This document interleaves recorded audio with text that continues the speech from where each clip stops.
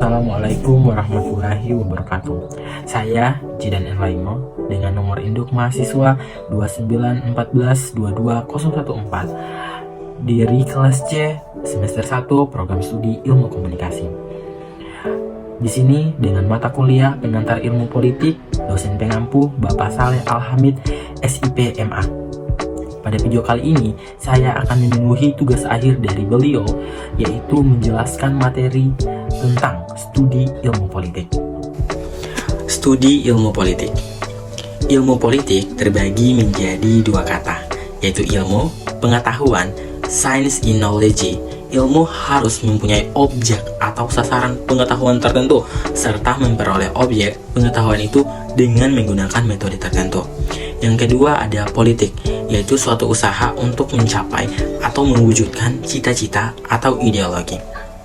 Kita lanjut ke sifat ilmu daripada ilmu politik, yaitu persoalan yang dihadapi oleh ilmu politik, yaitu persoalan apakah ilmu politik itu mempunyai sifat sebagai suatu ilmu pengetahuan, ataukah ilmu politik itu merupakan suatu ilmu atau suatu cabang ilmu yang berdiri sendiri. Mengenai hal ini ada dua pendapat, yaitu golongan pertama terdiri dari mereka yang beranggapan bahwa ilmu politik tidak mempunyai sifat sebagai ilmu.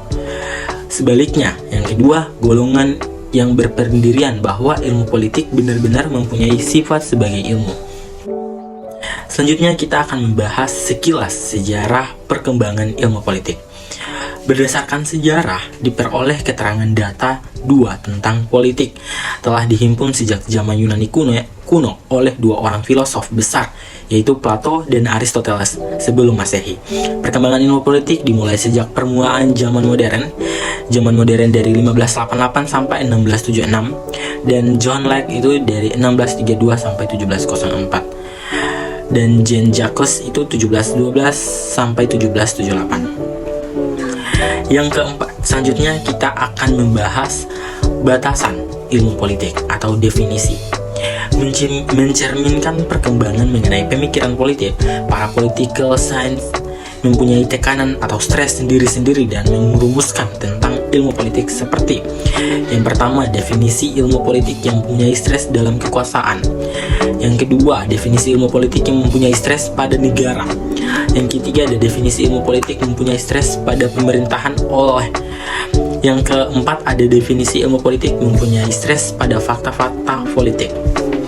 Selanjutnya, definisi ilmu politik yang memberikan stres pada organisasi masyarakat. Selanjutnya kita akan membahas objek ilmu politik. Ada berapa sih objek? Yaitu ada dua, yaitu objek material atau objek panca indera atau sasaran material. Dalam bahasa Inggris subject matter, yaitu negara, kekuasaan, pemerintahan, ada fakta-fakta politik, kegiatan politik, dan organisasi masyarakat. Yang kedua ada objek formal, yaitu objek pengetahuan atau sasaran formal. Dalam bahasa Inggris istilahnya adalah focus of interest, yaitu lapangan atau bahan penyelidikan suatu ilmu. Selanjutnya kita akan membahas ruang lingkup ilmu politik. Sebagai suatu ilmu pengetahuan dan merupakan salah satu cabang ilmu dari ilmu sosial yang telah berdiri sendiri, ilmu politik mempunyai bidang lapangan penyelidikan, yaitu ada political theory, ada political institutions, ada salah satunya itu terdiri dari national government, regional and local government, public administration, the constitution, dan lain sebagainya. Yang ketiga ada parties atau groups and public opinion, dan selanjutnya ada international relation. Oke, selanjutnya kita akan membahas pendekatan dalam ilmu politik.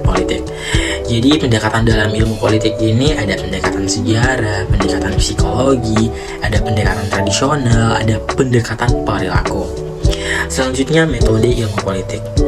Di metode observasi, itu yang pertama adalah metode pengumpulan data yang dilakukan secara sistematis dan sengaja melalui pengamatan dan pencatatan terhadap gejala objek yang diselidiki. Yang selanjutnya ada metode pergolong-golongan, berarti pengelompokan secara teratur tentang objek yang mempertunjukkan hubungan mereka satu sama lain.